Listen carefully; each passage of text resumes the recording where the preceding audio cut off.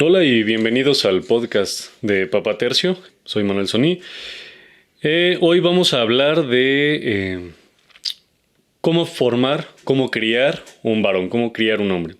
Vamos a tratar de pasar como por tres ideas. Vamos a ver cómo sale esto. La idea será tratar de entender cómo se ve un varón, cómo se ve el contrario de este hombre, cómo se vería alguien viril, cómo se vería alguien que no es viril. Ahorita entramos más a detalle. Y por último, entonces, ¿qué acciones concretas o qué temas concretos tendríamos que seguir o rescatar para criar un varón? Esta plática va a estar basada en muy buena medida en una plática que escuché y pondremos en las notas del capítulo del padre Chad Ripperger.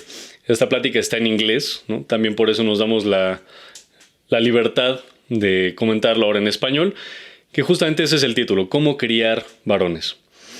Vale, para esto entonces tenemos que entender que, o partimos del supuesto, ¿no? y espero que quienes lo escuchen estén de acuerdo conmigo, que el ser humano, como está creado, tiene perfecciones, ¿no? Y la forma de desarrollarse es la forma en la que propicia esas perfecciones. Así pues, el hombre se perfecciona como hombre, siendo viril, y la mujer se perfecciona como mujer, siendo femenina, ¿vale?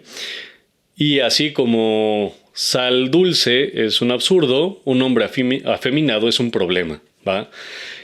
Entonces, si hablamos de un hombre afeminado, no es que sea malo o es que sea mala la feminidad por sí misma.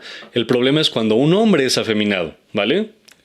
Entonces, esto es crucial porque si no estamos de acuerdo en esto, todo lo que viene a continuación en realidad no viene a cuento. Entonces, hay que empezar entendiendo este punto, que tal vez sea comentario de otro momento.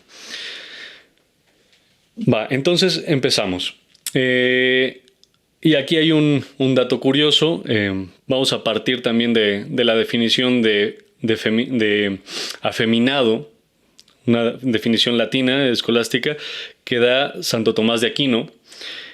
Él define la molicia como el afecto desordenado al placer, ¿ok?, que le impide a uno hacer lo que debe. Y aquí el dato ñoño, ¿verdad?, es que molicia y feminacia son dos términos latinos que significan lo mismo. Entonces, el afeminado es alguien que padece este vicio de la molicia. Vale, entonces conviene también entender que hay distintos tipos de molicia, ¿ok? Básicamente vamos a hablar de 4. No las vamos a hablar a profundidad, más bien van a ir saliendo conforme enunciemos las características. Está la molicia sensual, de carácter sensual. Esto es el apetito, el afecto desordenado hacia los sentidos, ¿no? Aquello que sentimos, que palpamos, ¿no? Como por ejemplo la concupiscencia entraría ahí. El apetito, la molicia del apetito, de lo que me apetece hacer en este momento. Y esa tiene su gravedad, reviste su gravedad en el momento en el que es muy fácil alimentarla. Caemos ahí en el momento en el que preferimos lo que queremos hacer, lo que nos apetece en ese momento, por sobre la razón. Y ese es el dato interesante. Estamos entonces contraponiendo lo que yo sé que debo hacer con lo que me da la gana hacer en este momento. Está también la molicia, el afeminamiento intelectual, que es esta exacerbación del placer del aprender, ¿no? El aprendizaje nos trae un placer, pero si ya no estamos aprendiendo con un fin en particular, sino es meramente el placer de estar aprendiendo, de estar leyendo y leyendo y leyendo más, bueno, hay un desorden ahí. De hecho, es un desorden que es bastante común en la actualidad en el mundo científico, ¿no? Se pone demasiada atención en el camino, en el estar aprendiendo, y entonces se pierde de vista que el objetivo del aprendizaje debería ser llegar a la verdad. Y por último está la molicie o el afeminamiento volitivo. Es decir, solo quiero hacer lo que yo quiero porque me place hacer lo que yo quiero. No podemos negar que lo hemos visto actualmente, ¿no? Justamente una de las primeras, o ya empezando la lista de características que deberían distinguir a un varón, pues está la magnanimidad. ¿Qué es la magnanimidad? Es esta costumbre de perseguir lo mejor. Lo mejor suele ser difícil. Es decir, estamos buscando, como dice la palabra magnanimidad, un alma grande. Estamos buscando ser la mejor versión de nosotros mismos. Y debe ser una búsqueda constante.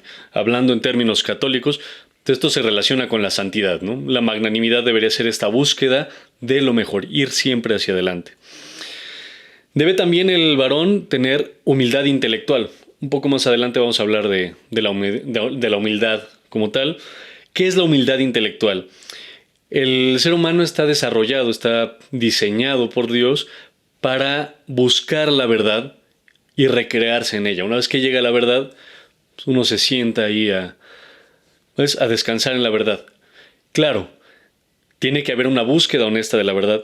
Y es ahí donde entra el tema de la humildad intelectual. A veces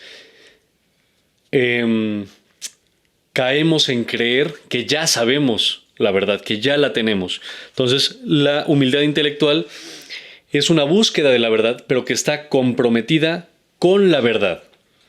Es decir, sin importar el costo, si yo me doy cuenta que tenía una creencia errónea, vamos a cambiar de creencia, vamos a cambiar de forma de pensar, porque lo que estoy buscando es la verdad. Después, el varón debe ser sacrificado. Debe tener este sentido del sacrificio. ¿Y qué es el sacrificio? Es justamente esta capacidad de negarse, de negar uno mismo, sus placeres o lo que quisiera hacer en ese momento por cumplir los deberes. Cumplir los deberes que pues van hacia todos lados. Esto requiere claramente un autocontrol, la capacidad de controlar lo que me apetece, lo que estoy sintiendo incluso en este momento para cumplir los deberes. Pensemos en estas imágenes que tenemos de varón, o podemos pensar también, ¿por qué no?, en San José, que se despierta de madrugada con el anuncio del ángel y va a... Ahora sí que le dicen, ahora es cuando, toma a la mujer y al niño, vámonos a Egipto, ¿no? Hay que cumplir el deber, aún sacrificando lo que pudiera tener en ese momento. Claramente esto requiere un autocontrol. No puede uno sacrificarse si no ha dominado a sí mismo, si no se ha dominado. Esto tampoco quiere decir que sea un sufrir por sufrir, ¿no? Claramente el sacrificio y el sufrimiento van ligados y es muy importante la función del sufrimiento para el desarrollo de los varones.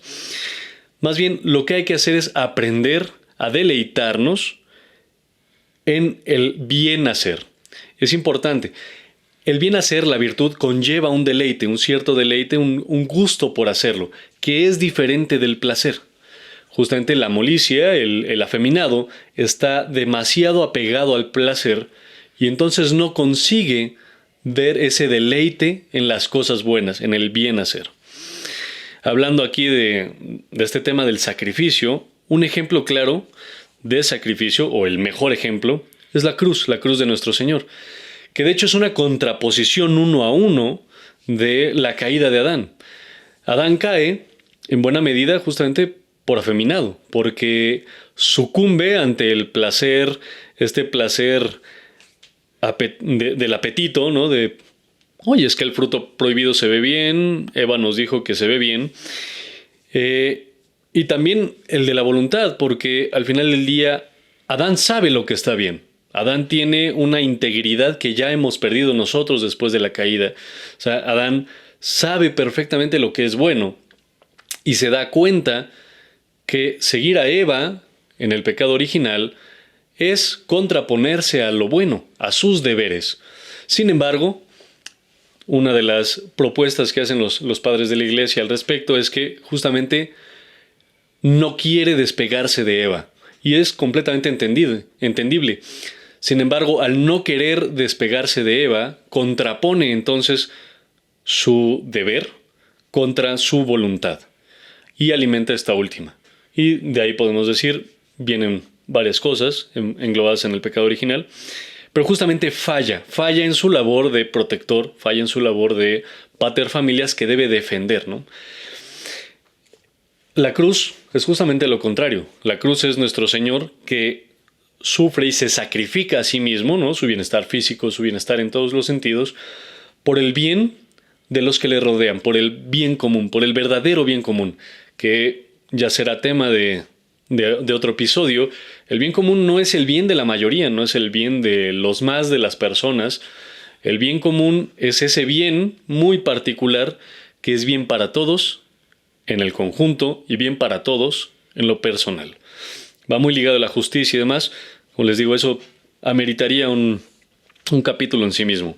Entonces, bueno, nuestro Señor es justamente en la cruz el reflejo del sacrificio. Queremos saber cómo se ve esta actitud de sacrificio.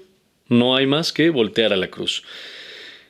Obviamente el sacrificio requiere trabajo, requiere esfuerzo. Y regresando ya a este plano más práctico, ¿no? Este autosacrificio, estamos hablando del paterfamilias, ¿no? Que es como lo más común. Este sacrificio debe estar muy relacionado o muy enfocado hacia la casa, hacia la familia, hacia la esposa y los hijos, ¿no? Es decir, este sacrificio, pues si el niño llora a medianoche, pues justamente uno tiene que pararse y atenderlo. Oye, es que estaba muy cómodo, apenas estaba pescando el sueño, el trabajo va a estar difícil, sí, pero tú tienes una responsabilidad. Y ahí una vez Santo Tomás de Aquino nos dice, ¿no? La responsabilidad, o más bien el pater familias, tiene una responsabilidad completa sobre la casa, sobre los que habitan ahí, sobre todos los estados de la casa. Esto es desde lo más elevado, que sería la santidad de la familia, hasta lo más pequeño, que haya lo necesario en la despensa. Y esto incluye, por cierto, cosas como cambiar pañales, ¿no? Porque es común el decir, bueno, es que esa es tarea de mujeres, de la esposa. Bueno, ciertamente nuestro Señor ha puesto perfecciones distintas en hombres y mujeres, y en general hay cosas que le son más fáciles a las mujeres. Sin embargo, no deja de ser responsabilidad del pater familias que eso se cumpla, que eso se haga. Y entonces se tiene que hacer. Oye, es que el olor y no sé qué. O sea, ¿de verdad es tan fuerte que no puedes limpiar el pañal de tu hijo? O sea, es tu hijo. Es tu deber, es tu responsabilidad, ¿no? En tanto que tú lo trajiste, en tanto que Dios te lo confirió. Es tu responsabilidad como pater familias. Para pronto, si no puedes cambiar un pañal, date por enterado. Tú no eres un hombre, eres un afeminado. Este sacrificio, obviamente, va también avanzando, ¿no? Parte del autosacrificio es la castidad. La castidad, ¿por qué? Porque la castidad está muy relacionada con la molicie, con el afeminamiento. O sea, la castidad, la falta en la castidad, casi que empata con todas las clases de molicie que comentábamos, ¿no? Es apetitivo, bueno, es sensual, ¿va? Es volitivo, se quiere. Entonces, ¿qué pasa, no? Porque también sucede que tenemos unas ideas medio extrañas de lo que es a veces un verdadero hombre, ¿no? Y entra ahí el macho, la figura del macho o el mujeriego, que en algunas culturas se relaciona con el verdadero hombre. Y lo siento, pero el macho o el mujeriego no son viriles, son unos afeminados de primera. Es el ejemplo más claro de un afeminado. Es alguien que no puede controlar su apetito sexual, alguien que no puede controlar su instinto carnal por un bien mayor. Por un bien mayor que puede ser tan elevado como la santidad o puede ser tan sencillo como cuidar a las mujeres alrededor suyo, ¿no? Entonces, el hombre debe ser casto, en primera, porque es difícil, y ya lo vimos, ¿no? El hombre, para ser verdaderamente varón, tiene que buscar lo que es difícil. No lo que es difícil porque es difícil, sino lo que es difícil en tanto que lo lleva a un fin. En este caso, la santidad, el autorrealizarse como persona, como hombre, como varón. Entonces, la castidad, un poco redondeando esta idea de la castidad incluso podríamos decir que hay diferencias entre el cómo es la castidad de las mujeres y cómo es la castidad de los hombres, ¿no? Porque en un plano muy práctico, si se quiere, la castidad de la mujer es autorreferencial. La mujer es casta porque ella queda embarazada si falta la castidad. Digamos que es personal, un poco egoísta podría decirse. La castidad en el hombre, por el contrario, está relacionada con el otro, está relacionada con otra persona, con las mujeres. Porque si el hombre falta a la castidad, es alguien más el que sale afectado, ¿no? Entonces, el hombre justamente es guardián de las mujeres. Algo que le falló a Adán un poco, ¿verdad? Y es casto. La castidad es eso, cuidar de las mujeres. Para cerrar un poco esta idea del sacrificio, podemos decir, un verdadero hombre no mide el costo de lo que tiene que hacer por cuánto le va a doler o cuánto lo va a lastimar, sino por el bien que va a conseguir, por el objetivo final. Oye, es que hay que escalar esta roca, hay que cruzar, hay que levantarse en la madrugada. Sí, está bien, es incómodo y lo que sea, pero es lo que tengo que hacer por el bien común, por el bien de mi familia, por el bien de los míos o por la santidad personal, ¿no? Ya lo dijimos la vez pasada y si se dan cuenta es lo que estamos hablando, ¿no? Al final el varón debe ser virtuoso, debe cultivar las virtudes, ¿no? Virtudes, pues hay varios tipos, hay varios manuales y seguimos enlistando, ¿no? El varón debe ser templado, justamente debe tener la capacidad de buscar lo adecuado a cada momento. Debe tener una gran virtud de justicia. Al final del día estamos hablando del pater familias. El pater familias tiene esa autoridad concedida por Dios sobre su familia que le permite o que lo obliga, le da el deber de buscar la justicia en casa. Y la justicia como esta capacidad de dar a cada quien lo que le corresponde. La justicia necesita un mirar alrededor, enterarse y darse cuenta de lo que hace falta y lo que le corresponde a cada uno para dárselo. La justicia, por ejemplo, va encaminada hacia los padres. Hay un deber de justicia hacia los padres porque los padres nos han dado lo que somos. Mal o bien, eso le tocará juzgarlo a cada quien, pero el chiste es que nosotros tenemos una obligación para con ellos que nos han dado la vida, nos han mantenido hasta donde estamos. El cuarto mandamiento. ¿Y qué decir de Dios? Dios también está ahí, Dios nos ha dado la vida. Si Dios no nos da la vida, nosotros no existimos. El primer mandamiento. Entonces, por ejemplo, un hombre, alguien que se dice un varón y tal, un hombre y tal, que no va a misa, que no cumple con sus obligaciones religiosas, eso no es un hombre. Es un afeminado. Es un afeminado porque no tiene esa conciencia de justicia, de que le debe a Dios. Porque esa es la misa. En la misa vamos, no porque yo sienta bonito, porque tal. No.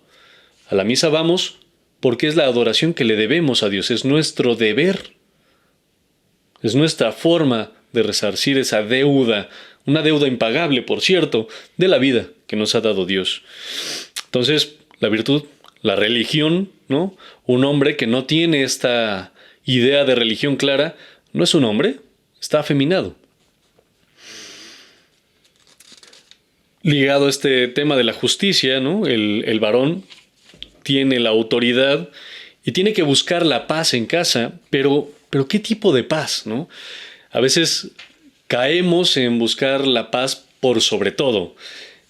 Es una idea equivocada de, ni modo, en inglés, así la frase gringa es happy wife, happy life, que es si tu esposa está contenta, la vida es tranquila. Y hasta cierto punto es cierto, pero ¿a qué costo? Estás sacrificando algo que no debes sacrificar. Estás poniendo en juego la autoridad que Dios te dio. Estás cambiando el orden de las cosas. Entonces, ¿quiere decir esto que no hay que buscar el bienestar de la esposa? No, claro que sí. Pero tiene que ser un bien profundo, este bien común. Tiene que ser lo que realmente hace falta. Por eso va ligado con la justicia, ¿va? Porque tampoco debemos caer en permitir pequeñeces o permitir, llamémosle así, berrinches, ya sea hijos o esposa, casos hay, por esta así llamada paz, ¿no? Esta tregua más bien sería este silencio que nos deje en paz, porque nos es placentero, hay que decirlo. Que no haya niños llorando, que no haya niños gritando, no tener que discutir con la esposa. Claramente es placentero, pues es no hacer nada. Pero ¿realmente es lo correcto? Entonces, esa autoridad que tenemos, esa autoridad que Dios le ha conferido al Pater Familias, tiene un propósito y, como toda autoridad, existe para el bien de los que están sujetos a esa autoridad, esa jerarquía que debe fluir, ¿ok? Pues también somos el que debe hacer fluir la justicia en casa. Claramente, esta justicia requiere fortaleza. De hecho, la fortaleza no se entiende si no está ligada a la justicia. No puedes hablar de alguien que tenga fortaleza si no tiene justicia, porque la fortaleza no es simplemente hacer cosas difíciles. La fortaleza es hacer esas cosas difíciles cuando se tiene en mente el fin correcto, el fin justo, la santidad, ¿no? Porque será difícil, es difícil, justamente regresando a este ejemplo doméstico, ¿no? ¿Qué es más fácil? ¿Darle el dulce al niño y que se calle o aventarte el pleito para que se dé cuenta que no es bueno para él el dulce? ¿No? Un niño de 5 años evidentemente va a preferir dulce en la mañana, en el desayuno, en la cena y en entre comidas. Pero no es justo. No es lo que ese niño necesita para crecer. Ese niño necesita proteínas, necesita una dieta balanceada, que obviamente no se le antoja. Pero es responsabilidad del pater familias formar a ese niño. No, es que ese niño obviamente quiere sentarse a jugar, pero también tiene que aprender, tiene que estudiar. ¿Qué es más fácil? Dejarlo que vaya y juegue, lo que sea que juegue, o que se siente a hacer sus deberes, ¿no? Que ayude en casa, que aprenda a lavar los trastes, que haga algo. Obviamente es más difícil. Más aún, incluye el pleito. ¿Por qué? Porque el ser humano tiene esa inclinación al pecado. Se llama pecado original, nada nuevo. El ser humano tiene esa tendencia a no hacer las cosas que debe. Pues ni modo, al pater familias tiene la responsabilidad de al menos inculcarlo, intentarlo. Por eso la justicia y la fortaleza son tan importantes. El pater familias debe ser prudente también. El hombre debe ser prudente. ¿Qué es la prudencia? La prudencia es la aplicación de principios universales a casos prácticos. Muy importantes. Es decir, el varón que se precie de tal, debe primero cultivarse en principios universales, debe saber de moral, ética, debe entender qué es lo bueno, qué es lo malo. Y después necesita alimentar también de casos prácticos para poder darse cuenta, oye, es que esto es un caso de robo, esto es un caso y tal, y poder emitir un juicio. Hay que emitir juicios.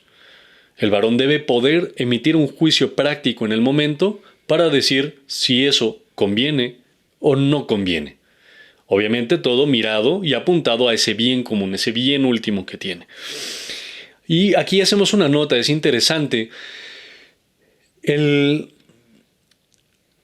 Una oposición natural que tiene el ser humano a esta capacidad de emitir juicios son los sentimientos, las pasiones. Entonces, está muy, muy de moda, muy, muy normalizado, ¿no? Y hay que decir que hasta lo hemos hecho. Pues llega Juanito, no sé qué, le pega a la hermanita, a la compañera y tal. Oye, ¿te gustaría que a ti te peguen? Oye, gracias. Acabas de ayudarle a Juanito a ser menos hombre. ¿Cómo así? Muy sencillo, le acabas de enseñar que es más importante el sentimiento que la razón. Que, sí, suena feo, suena diametralmente opuesto a lo que actualmente manejamos, pero es cierto. Ese niño en formación necesita darse cuenta que más allá de sus sentimientos, de lo que él quiere, porque pues qué tal que sí lo hace sentir bien pegarle a fulanita, o tal que le da igual que le peguen a él. Lo que necesita es enterarse que hay deber ser de las cosas, que hay deberes que él debe cumplir, que tiene que hacer, le gusten o no le gusten. Y no tiene que pegarle a Chonita, ni a fulana, ni a la compañera, ni a la hermana, no por otra razón, sino porque no debe. Y tal, hay reglas que se deben cumplir. Sí, está bien, hay que entender las reglas y demás, pero eso viene en un paso posterior. Lo primero que hay que formar en los niños es ordenar estas capacidades, la capacidad de la voluntad, de lo que quiero hacer, y la capacidad intelectual, lo que sé que debo hacer. Muy importante. Entonces, Lo mismo pasa con los adultos. Un adulto, un hombre que está acostumbrado a tomar decisiones por lo que quiero, por lo que siento, por las pasiones, es un hombre cuyo juicio está nublado. Es un hombre cuya prudencia está comprometida. ¿Va? Es alguien afeminado. Y es interesante en este contexto el afeminado porque resulta que para el genio femenino es una perfección diferente al momento de la prudencia, ¿no? Esta psique femenina justamente está más relacionada con los sentimientos, las emociones y demás, está más a flor de piel. Y así es como normalmente toman decisiones, pero es que tiene un sentido. Es que la mujer en general está más tiempo con los niños y esta capacidad de entender el mundo a través de las emociones es una forma en la que también le puede ayudar a los niños a entender sus emociones para entender el mundo, ¿va? Entonces, eso es una habilidad para los hijos, ¿va? No para el esposo. El varón, el hombre en tanto tal, debe ser manso, debe cultivar la mansedumbre.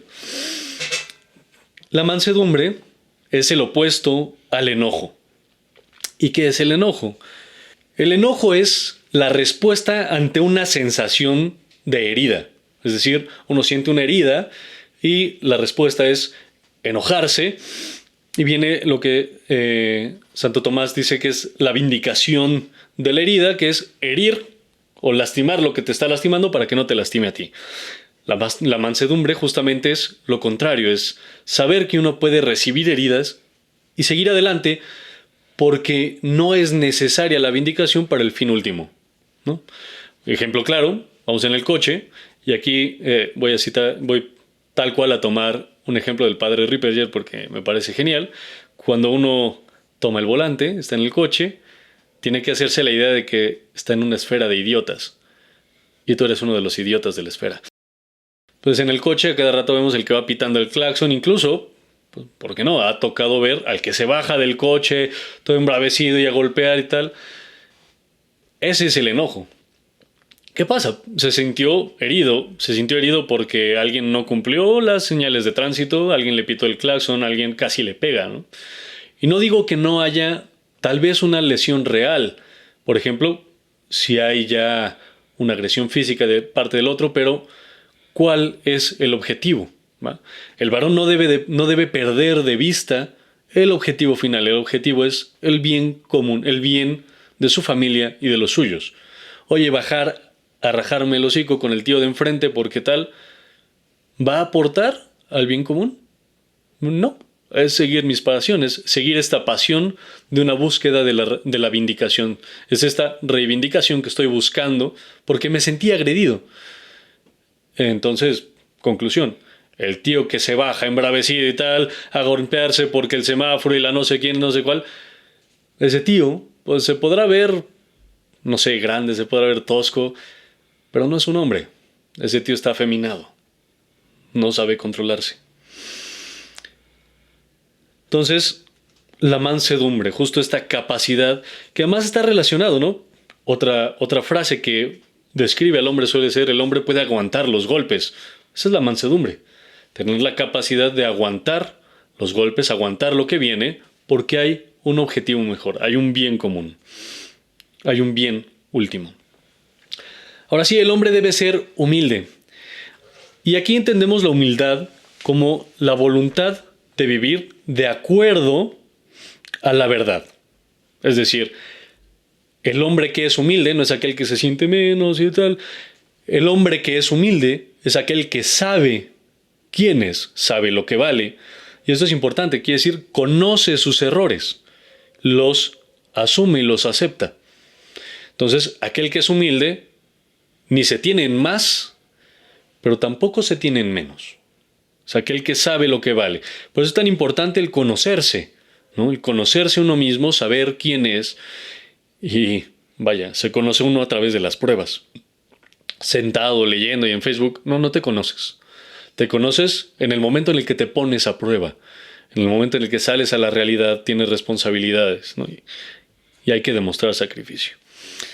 Entonces, bueno, hasta aquí llevamos un rato platicando de características, virtudes que debe tener un hombre.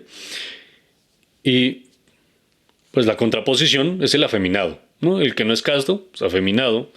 El iracundo, afeminado.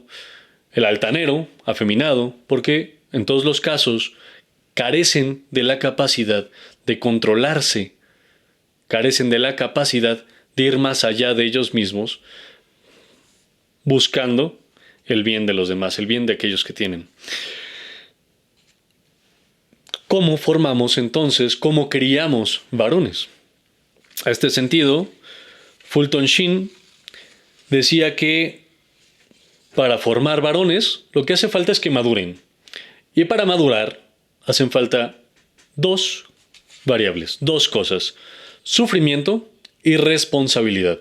Son dos variables que tenemos que inculcar en los niños desde pequeño. Y bueno, también lo podemos aplicar ya a uno grande, el saber, oye, carezco de esto, me ha faltado. Pues sí, tengo cierto grado de afeminamiento, ¿no? Al final el hombre es perfectible en todo momento.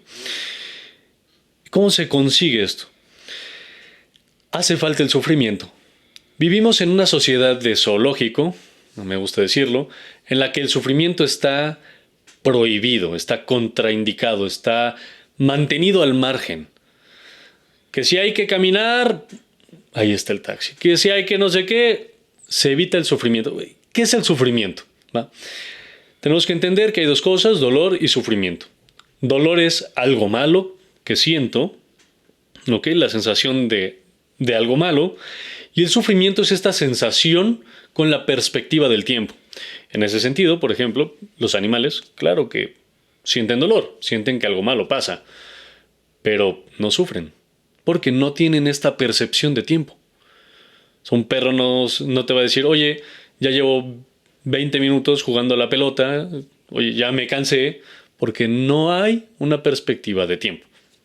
Existe el cansancio físico, si quieren, si fue un mal ejemplo, lo que sea. Pero no tienen esa perspectiva de tiempo. El ser humano sí que sufre. Puede decir, oye, llevo tanto tiempo con esta cosa, tal, estoy sufriendo. Este dolor se ha prolongado durante un tiempo. ¿Va? Entonces lo que se busca es un sufrimiento, una molestia continuada. Claro, este sufrimiento tiene que ir en medida de la capacidad del niño en este caso, ¿no? Tiene que ir en proporción de la edad, de las capacidades.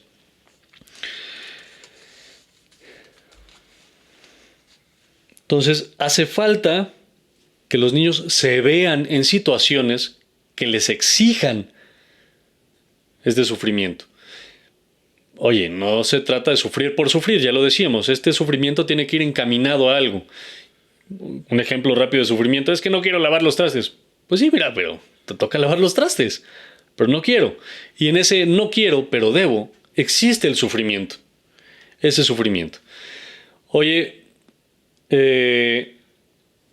pues toca hacer actividad física. Actualmente también es un lío, ¿no? La actividad física es uno de los primeros encontronazos que uno tiene con el esfuerzo, con el sacrificio, porque hay un bien que puede ser la condición física, en último momento, o incluso a nivel deportivo. Oye, vamos a ganar el partido y tal. Pues hay un sacrificio de por medio. Si vivimos encerrados en una esferita de tecnología y tal, no nos estamos sacrificando. Oye, y es que y si son juegos en línea, pues mira, déjame te cuento algo. El hombre está diseñado para adquirir cierto placer con el uso de las herramientas, particularmente el varón, porque pues las necesita, ¿no? Y pues hay que decirlo, ¿no? Nos gusta tener herramientas. Un hombre que no tiene un gusto por las herramientas, pues como que algo le está faltando. Y herramientas de todo tipo, no estoy hablando nada más de cincel, martillo, serrucho, ¿no? Hay herramientas tecnológicas, la tecnología es una gran herramienta y claro que conlleva un placer el usar esa herramienta. Justamente es uno de los grandes problemas de la actualidad. Jóvenes, niños, que ya usan la herramienta de la tecnología por el placer que les transmite y no como un medio para un fin. La tecnología es eso, es un medio para un fin. Conlleva un placer el utilizarlo, sí, está bien, Que bueno, eso nos facilita el utilizarlo. Pero el fin no es la tecnología en sí misma. No, y es que no es cierto eso que dice y la tecnología, nada y tal.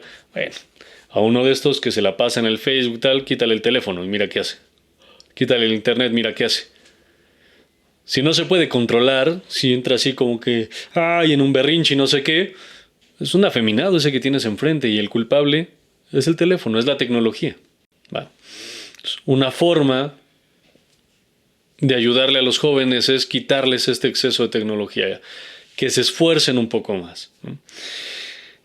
Que realmente se vean embebidos en situaciones difíciles, difíciles física, mental, emocional, incluso de la voluntad, ¿no? Cosas físicas, oye, ayúdame a cargar la compra. Es parte natural de la vida. Es algo que tiene que aprender. Tiene que aprender que el bien se desarrolla desde el esfuerzo. Claramente, este esfuerzo debe ser consistente. O sea, no nos sirve un esfuerzo de una vez cada 3 días, una vez cada mes, porque entonces el niño va a aprender a buscar la forma de zafarse. No. Tiene que ser un esfuerzo consistente, no continuo. Es decir, no de todos los días, todo el tiempo. Tiene que ser un esfuerzo consistente, ¿no? Es decir, que todas las semanas, todos los días, haya un poquito. Y así de poco en poco es como se va formando. No sé, 2, 3 horas al día de actividades realmente demandantes. Volvemos. Todo de acuerdo, todo en proporción a la edad y la capacidad, ¿verdad? También es importante aprender el valor del trabajo, ¿ok? El trabajo que hacen los niños, el trabajo que hacen los hijos, debe tener una recompensa, que puede ser una remuneración económica o puede ser una recompensa de otra índole, ahí queda la prudencia de los padres, pero está mal que se les dé todo. Los hijos tienen que aprender lo que valen las cosas. ¿Por qué? Porque después van a salir y se van a dar cuenta que nadie está ahí porque nadie les debe nada. Justamente si de pequeños no aprenden el valor de las cosas, de grandes tienen esta idea de que la gente les debe. Yo estoy aquí y por lo tanto la sociedad me debe alimentar. Por lo tanto los demás me deben un trabajo y tal y tal. No es cierto. Nadie te debe nada. Al contrario, es parte de la virtud de la justicia. Tú le debes a la sociedad, tú le debes a la cultura en la que creciste. Tú le debes a tus padres. Entonces es muy importante que desde pequeños aprendan el valor del trabajo. Cosas pequeñas que pueden ser, no sé, cuidar del jardín, sacar la basura, lavar los trastes, e incluso otras cosas, pero que aprendan desde pequeños que ese valor tiene, que diga que ese trabajo tiene un valor. ¿Okay? Si los ponemos a trabajar por trabajar, a hacer por hacer, simplemente se desarrolla una actitud o un pensamiento de esclavo. Y soy un esclavo, ¿no? Estoy haciendo lo que no quieren hacer. No. Es importante, entonces, esta idea de que el trabajo tiene un valor y nosotros debemos dárselos. Y, muy importante, los niños aprenden por el ejemplo. Muy difícil formar varones desde pequeños si el padre mismo, el paterfamilias, no es viril. El paterfamilias es el primero que debe encargarse de revisar y quitárselo afeminado. Primero que tiene que buscar virtudes, aprender de las virtudes, formarlas. Porque entonces lo puede enseñar. Entonces lo puede. ¿Vale? Entonces, en conclusión, son 3 cosas las que hacen al varón. La virtud, que son hábitos morales e intelectuales. La capacidad de responsabilidad y la capacidad de sufrimiento. Bueno, y con esto cerramos este episodio del podcast de Papá Tercio. Y no queda sino decir que sé fuerte, sé viril y luego sé santo.